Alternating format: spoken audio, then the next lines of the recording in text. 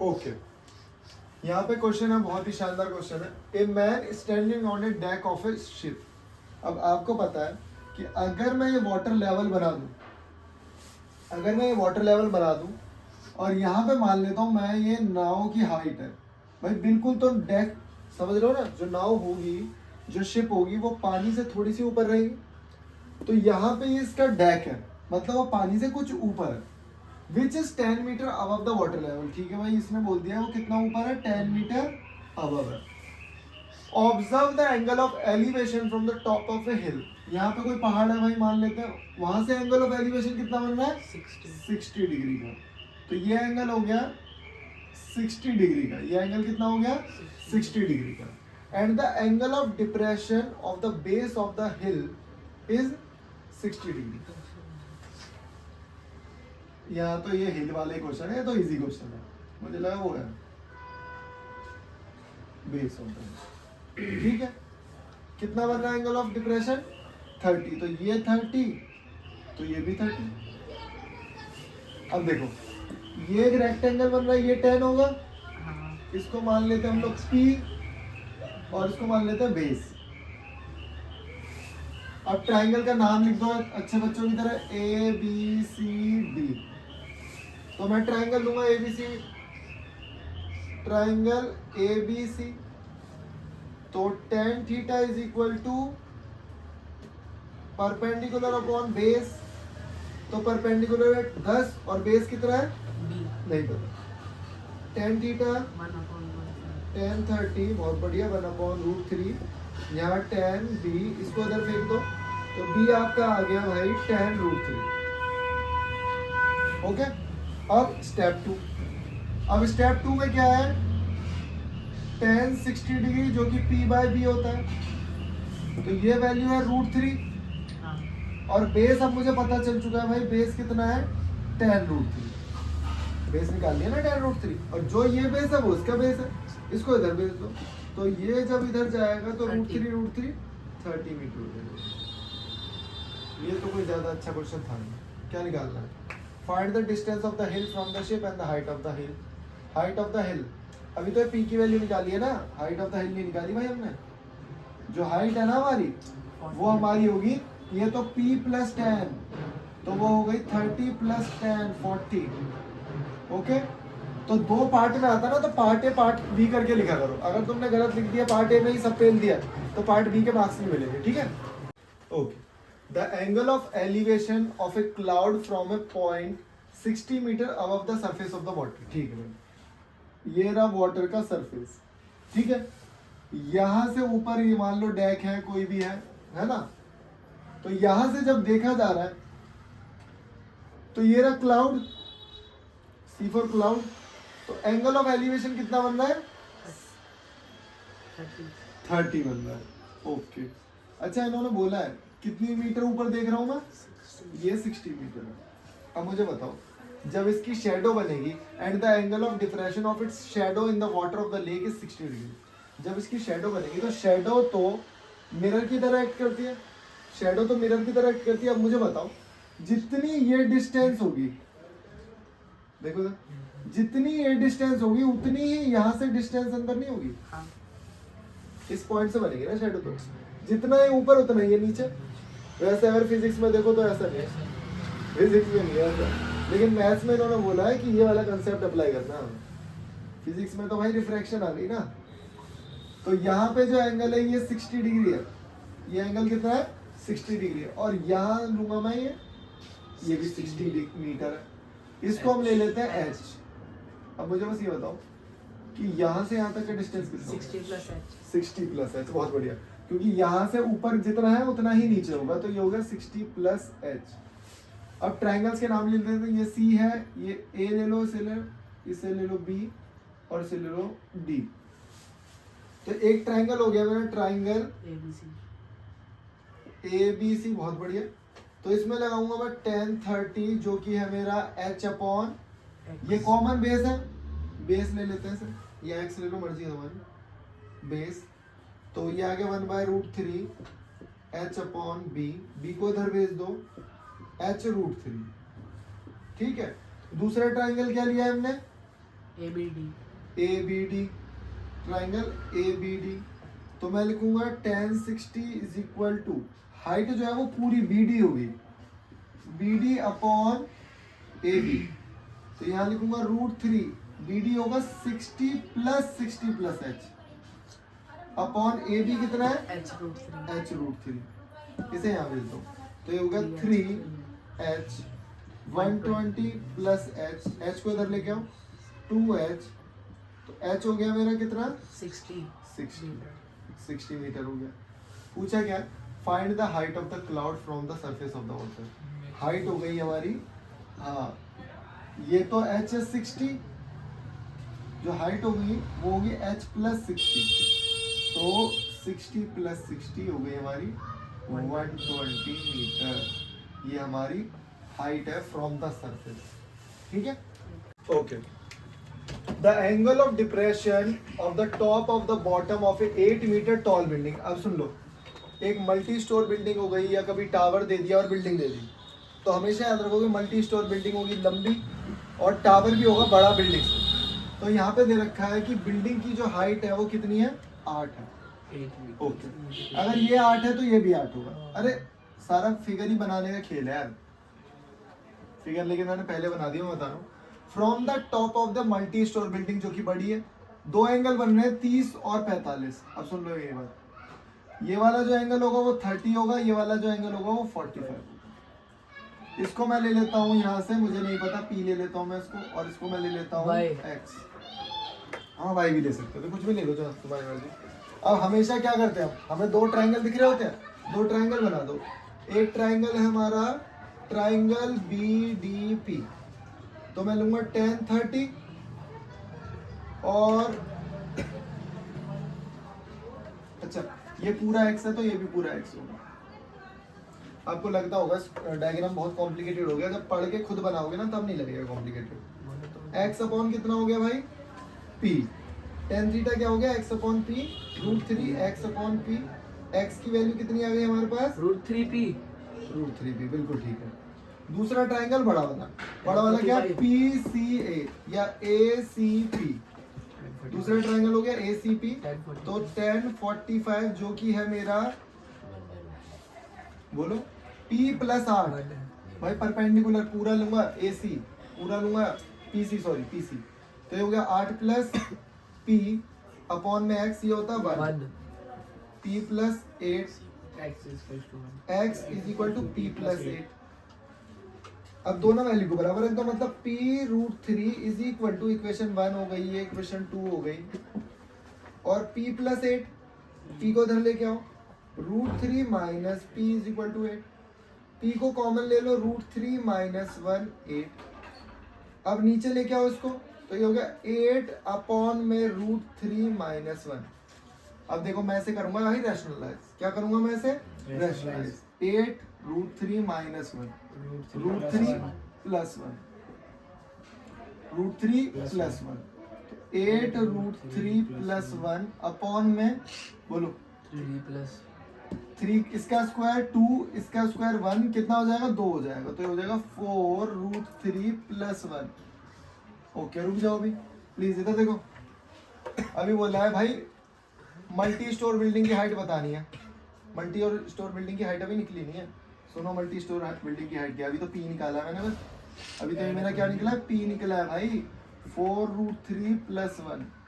Multi store building की अगर height आप देखोगे तो 8 और जोड़नी पड़ेगी मुझे, क्योंकि PC है वो। तो मल्टी स्टोर बिल्डिंग की हाइट कितनी है PC, जो कि होगी 4 √3 प्लस 1 प्लस 8। ओके, अब x की वैल्यू भी निकालनी है, तो उसको वैल्यू को उठा के, P की वैल्यू को उठा के यहाँ रख दो, P की वैल्यू को उठा के यहाँ रख दो आप, x की वैल्यू आ जाएगी, क्योंकि x क्या है हमारा P √3।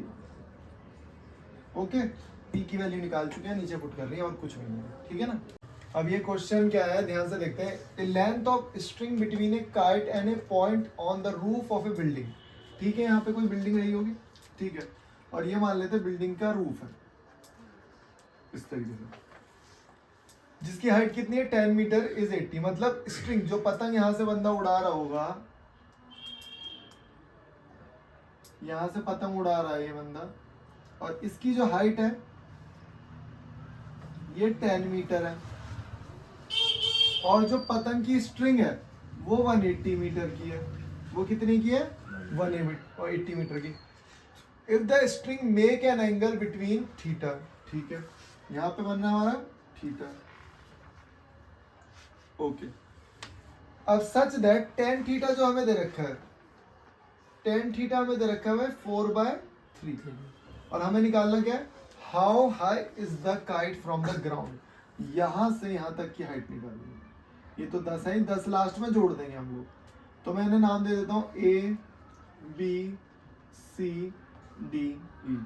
तो ट्राइंगल सबसे पहले मैं कंसीडर करूंगा ABC, ट्राइंगल ABC। तो अगर आप टेन थीटा देखोगे तो आपको पता है कि AB/BC, ओके, यही होगा। और ये हमें कितना दे रखा है? 4/3। अब ध्यान लगाना, जब हमें ये ना एक रेशो है, क्या है ये? रेशो है। रेशो का मतलब होता है 4x/3x। हो सकता है 40/30 हो सकता है 400/30 हो, कुछ भी हो सकता है। वो तो 0 से 0 मतलब ये कट के आया फॉर्म। ये क्या हमारी सिंपलेस्ट रेशो है। तो अब इसको ले लेंगे हम लोग क्या? 4x, और ये क्या हो जाएगा हमारा? 3x। अब कुछ याद आ रहा है? हाइपोटेन्यूज, बहुत बढ़िया। हाइपोटेन्यूज हमारी 5x। तो AC का square is equal to AB का स्क्वायर प्लस BC का स्क्वायर। तो यहाँ पे हो जाएगा, हमें ये नहीं पता, इसको आप P मान लो, P का स्क्वायर। ये हो गया हमारा 16, बोलो 16x square plus 9x square is equal to PX square. तो ये आ गया 25x स्क्वायर, और ये P तो हमें पता है भाई कितना है? 180। यहाँ लिखूंगा 180, लेकिन 180 का स्क्वायर, 180 का स्क्वायर। अब ध्यान से समझना, देखो समझने की कोशिश करना। 180 इंटू 180 अपॉन में 25 एक्स स्क्वायर, ऐसे लिख दो। अब मुझे रूट करना है यार, दो तरीके थे मेरे पास, पहले मैं ये बता दूं। इसको 5 इंटू 5 लिख रहा हूँ। अगर आप इसे रूट करोगे तो 180/5 ही तो आ जाएगा भाई। ये 2 टाइम्स है तो रूट होके 1 टाइम आएगा। अगर मैं बताऊं तो इसे दूसरे तरीके से देखो ध्यान से, इसे आप लिख सकते हो 180/5 का होल स्क्वायर। और यहाँ तो अब ये देखो कट हो रहा है, कट होके कितना आ रहा है? 36 का स्क्वायर एक्स स्क्वायर। तो एक्स की वैल्यू आ गई 36। एक्स की वैल्यू अगर 36 है, हमें क्या चाहिए? मैंने क्या बोला? मुझे हाइट चाहिए, मुझे AC चाहिए, मुझे फाइनली क्या चाहिए? सॉरी, AE चाहिए। तो AE तो है AB plus BE, AB plus B, और AB है कितना? 4x। बहुत बढ़िया भाई, 4x। तो 4 इंटू 36 कितना हो जाएगा? 144। 144 में ऐड कर दूंगा 10, 144 प्लस 10 154 मीटर। अच्छा क्वेश्चन था। अब ये देख लो, कभी वो साइन थीटा दे देगा, कभी कॉस थीटा दे देगा, तो आपको कंफ्यूज नहीं होना। हमने तो ट्रिपलेट है, देखो मैं कैसे करता है इस क्वेश्चन को। मैं अगर ये ओरली आता 3 4 5, 5 की वैल्यू 180, तो 1 की वैल्यू कितनी? 36। 1 की वैल्यू 36, तो बस 4 की वैल्यू 144, 10 जोड़ 144। MCQ में ही आएंगे, MCQ ही है। देखो, a ladder rests against a vertical wall at an inclination alpha to the horizontal। ये एक वर्टिकल वॉल है और ये एक लैडर है, हमारी सीढ़ी है, ठीक है। यहां से इसका एंगल बन रहा है अल्फा, ठीक है, okay. It's foot is pulled away from the wall through a distance p। मतलब मैंने यहाँ से सीढ़ी, जैसे कोई लड़का खड़ा हो और मजाक मजाक में सीढ़ी पीछे नहीं कर देते, तो ऐसे क्या किया, सीढ़ी इसने पीछे कर दी। तो जब सीढ़ी यहाँ पीछे होगी तो ये वाला जो पॉइंट है ये यहाँ आ जाएगा इसका, और ऊपर वाली सीढ़ी नीचे आ जाएगी। तो ये इस तरीके से हो जाएगी। सीढ़ी की लेंथ तो कम नहीं होगी, समझ पा रहे हो? हाँ। सीढ़ी तो उतनी बड़ी रहेगी ना भाई, सीढ़ी तो हमारी उतनी बड़ी रहेगी, ओके जी। So that its upper end slide a distance q। मतलब जो अपर एंड था, पहले पॉइंट यहाँ था, वो स्लाइड होके q पे आ गया, जैसे कि मैंने दिखा दिया, okay. q down the wall and then the ladder makes an angle beta. तो अब जो एंगल बन रहा है वो कम हो गया, वो हो गया बीटा। ठीक है, और यहाँ से यहाँ तक की डिस्टेंस कितनी हो गई हमारी, पी हो गई। पी भी दे रखी है ना, दे तो रखी है। It's pulled is pulled from the wall through a distance P, मतलब कितनी खिसका दी मैंने यहाँ से, पी खिसका दी मैंने, पी खिसका दी तो वो भी सरक गया उधर से, तो दोनों का डिस्टेंस दे दिया, इसको ले लेंगे एक्स और वाई। अब ध्यान से देखना है, अब मुझे ना पहले, अगर मान लो क्वेश्चन नहीं आ रहा मुझे, क्या करोगे, पहला स्टेप क्या होगा तुम्हारा, आप बताओ। जो गिवन है वो नहीं नहीं, हाँ वैल्यूज पुट कर देंगे, बहुत बढ़िया, वैल्यूज पुट कर देंगे। वैल्यूज क्या पुट करेंगे, लेकिन तो मुझे पता होना चाहिए कॉस्ट बीटा, साइन बीटा, हर एक चीज पता होनी चाहिए। तो मैं यहाँ से निकालना शुरू करूंगा कि भाई साइन अल्फा है क्या असली में। तो मैंने देखा साइन अल्फा क्या है, अल्फा साइन अल्फा, तो पहले तो लिख देता हूँ भाई perpendicular upon hypotenuse, perpendicular upon hypotenuse. तो परपेंडिकुलर क्या है इसका, परपेंडिकुलर क्या है बताओ, क्यू प्लस एक्स लिख दूं, क्यू प्लस एक्स अपॉन में लेडर की हाइट ए बी, लेडर की हाइट ए बी। वैसे ना लेडर की हाइट को भी ले सकते हैं, कुछ भी आप मान सकते हो, एच मान सकते हो, कुछ भी मान लो, तो वही क्योंकि वो कांस्टेंट है, वो चेंज नहीं होने का। यहाँ मैंने ए बी लिख दिया है, और छोटी सी चीज और लिख रहा हूँ, देखो ए बी जो है, ए बी जो है वो एस क्यू के बराबर होगा, तो जहां मैं एस क्यू की जगह ए बी लिख दूँ तो समझ जाना, ये हो गया ओके। अब साइन ए बी को धर ले आओ, A B sine alpha Q plus X. मुझे क्या चाहिए, मुझे क्यू चाहिए ना, सॉरी क्यू चाहिए, एक्स को धर ले आओ, ए बी साइन अल्फा, अगर मैं एक्स को इधर लाऊंगा तो एक्स को माइनस कर दूंगा, ठीक है, बोल्ड पे डाल दो, वैसे ये करने की इतनी जरूरत नहीं।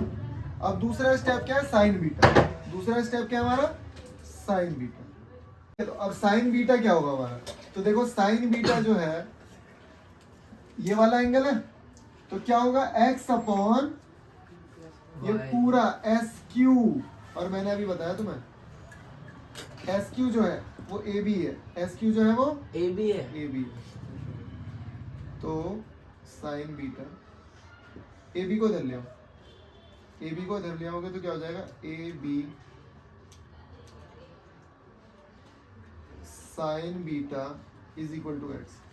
अब आप मानोगे नहीं, यहाँ से एक्स की वैल्यू उठा के मैं यहाँ रख दूंगा, ठीक है। अब देखो क्या होएगा, ये होगा हमारा A B sine beta alpha minus A B sine beta is equal to Q.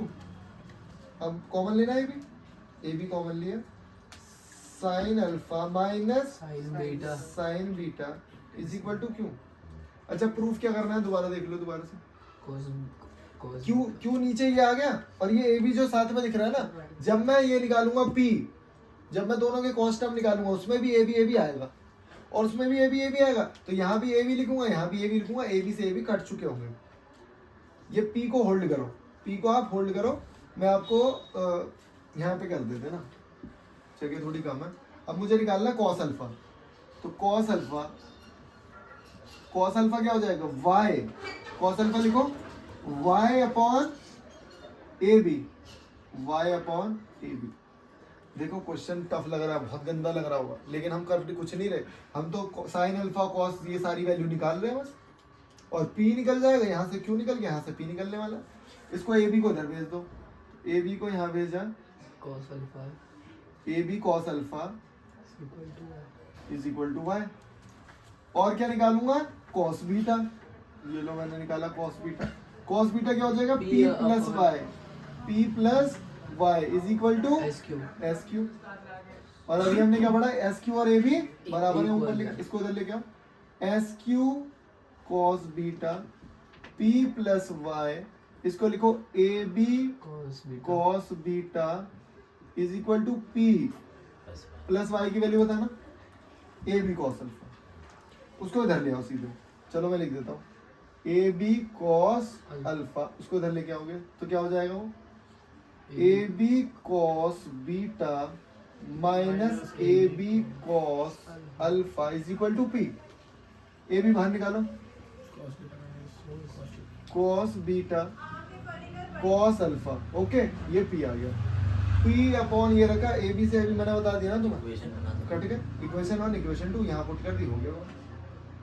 Question में कुछ नहीं था, बस डरावना क्वेश्चन है, क्योंकि ये डायग्राम बनाना मुश्किल है थोड़ा, क्योंकि ये क्वेश्चन इस तरीके से है। अब बच्चे क्या करें, डायग्राम नहीं बना पाएंगे, तो बिल्कुल समझना है, दो दो बार समझना है कि यार अल्फा किसके साथ बन रहा है। पहले अल्फा बन रहा था, फिर जब मैंने सीडी खींची थी तो बीटा बन गया। पहले अल्फा बन रहा था, सीडी खींचते ही बीटा बन गया। इसको मैंने डिस्टेंस बताया कि यहाँ से जो खींचा है वो पी होगा। कई बच्चों को पता है क्या गलतफहमी होती है कि जितना यहाँ से खींचा है ना उतना ही ये इतना स्लाइड होगा, बिल्कुल गलत है, ऐसा बिल्कुल नहीं होता। वो आगे पढ़ोगे फिजिक्स में, ठीक है।